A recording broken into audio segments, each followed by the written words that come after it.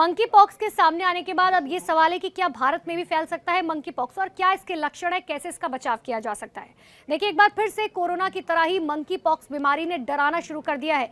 WHO के इस बीमारी को ग्लोबल हेल्थ इमरजेंसी घोषित करने के बाद और मध्य अफ्रीका के अलावा स्वीडन में भी इसका एक मामला सामने आने के बाद भारत में इसका अब खतरा मंडराने लगा है। हालांकि पहले से ही चिकन पॉक्स और स्मॉल पॉक्स जैसी बीमारियों से लड़ चुके भारत में क्या अब मंकी पॉक्स भी फैल सकता है।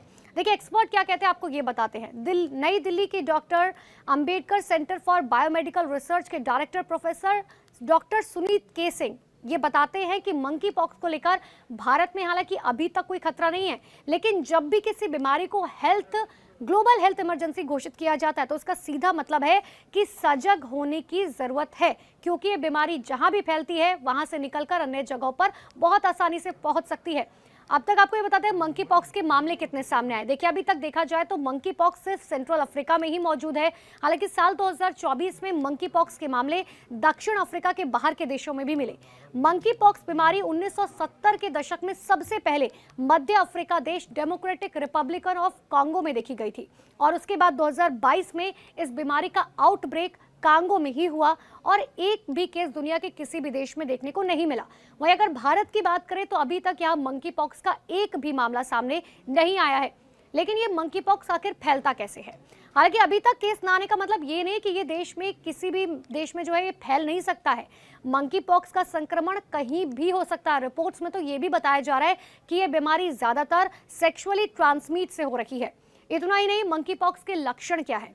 मंकी पॉक्स के लक्षण जो है चिकन पॉक्स या स्मॉल पॉक्स की तरह ही होते हैं। शरीर पर दाने, फुंसी या फिर रैश पड़ जाना, इन छालों में दर्द होना, इतना ही नहीं बुखार, सिर दर्द, ठंड लगना या फिर पीठ दर्द, मांसपेशियों में खिंचाव, गले में दर्द और खांसी जैसी बीमारियां जो है अगर आपको लक्षण दिखाई देते हैं तो तुरंत डॉक्टर से संपर्क करें। अब हर किसी के मन में ये भी सवाल है कि क्या मंकी पॉक्स से मौत भी हो सकती है?